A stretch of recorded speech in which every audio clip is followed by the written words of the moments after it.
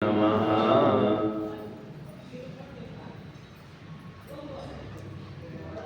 सातवें अध्याय में ज्ञान विज्ञान योग का वर्णन। बहुनाम जन्मनाम अन्ते ज्ञानवान मां प्रपद्यते वासुदेवा सर्वमिति समात्मा सुखद। भगवान कहते हैं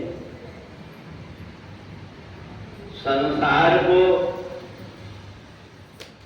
कोई व्यक्ति बाहर की नेत्र से देखता है तो उसको धरती पर्वत पहाड़ नदियां दिखाई देती है, पर कोई व्यक्ति ब्रह्म के रूप में देखता है तो उसको हर जगह पर परमात्मा ही दिखाई देता है। पर ऐसा कब होता है? बोले बहुनाम जन्मनाम अन्ते, कई जन्मों तक हम जब परमात्मा से जुड़े रहते हैं और जब परमात्मा की लीला को कथा को सुनते हैं हम, तो हमको ये लगता है कि परमात्मा ने जो संसार बनाया है, ये संसार अपने ही शरीर के अंश से निर्मित किया है। जैसे कि सोने की धातु के कोई भी जेवर बना ले, उसका कोई भी आकार हो, पर उसमें वस्तु सोना ही होती है। किसी भी टुकड़े में देख लो सोना ही रहता है। तो इसलिए जो संसार है, इस संसार में परमात्मा ही है। जड़ चेतन गुण दोषमय जितनी भी चीजें हैं संसार की, उस समय परमात्मा ही है। ऐसी जब दृष्टि हो जाती है तो व्यक्ति बड़े संभल करके कर्म करने लगता है। उसको ऐसा लगता है कि परमात्मा ऊपर बैठ करके नहीं देख रहा है, परमात्मा मेरे अंदर बैठ करके अंतःकरण, ये सूर्य, ये चंद्रमा, ये पृथ्वी, ये अग्नि, ये सब उसके दूत हैं जो मेरे प्रत्येक कर्म को देख रहा है। ऐसा मान करके जब व्यक्ति कर्म करने लगता है तो उसकी दृष्टि में संसार नहीं रह जाता। इदम खल्विदम ब्रह्म, हर जगह उसको परमात्मा दिखाई देने लगता है। परंतु ये कब होता है? बोले अनेक जन्मों तक। जब हम गीता की पुस्तक लेकर के बैठते तो गीता के जैसे अक्षर देखते हैं, भगवान कहते हैं अक्षरम ब्रह्मास्मि, मैं अक्षर के रूप में भी ब्रह्म ही परमात्मा है।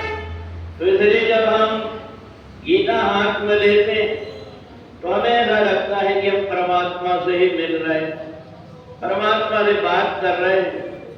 ऐसी जब दृष्टि हो जाती है तो व्यक्ति को मोक्ष के लिए अलग से कोई उपाय नहीं करना पड़ता।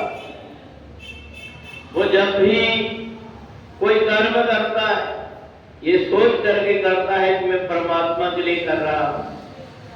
ये जितने भी परिवार के सदस्य हैं, इनके रूप में परमात्मा ही अनेक रूप धारण करके, मैंने तो पहले जन्म में किसी के साथ किया हूं, इस जन्म में मेरी पत्नी बन करके, पति बन करके, बेटा बन करके, बहू बन करके, और इस प्रकार से वो जब देखता है कि जो कुछ सुख दुख मिल रहा है ये और किसी का नहीं है, ये मेरे ही कर्म का फल है।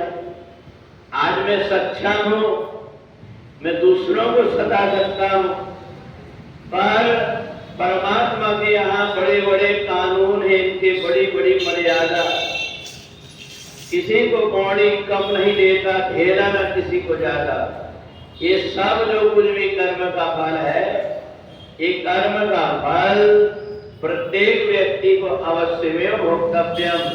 इसलिए ऐसा मान करके जब व्यक्ति परमात्मा की दृष्टि से संसार को देखने लगता है तो उसकी आंख तृप्त हो जाती है।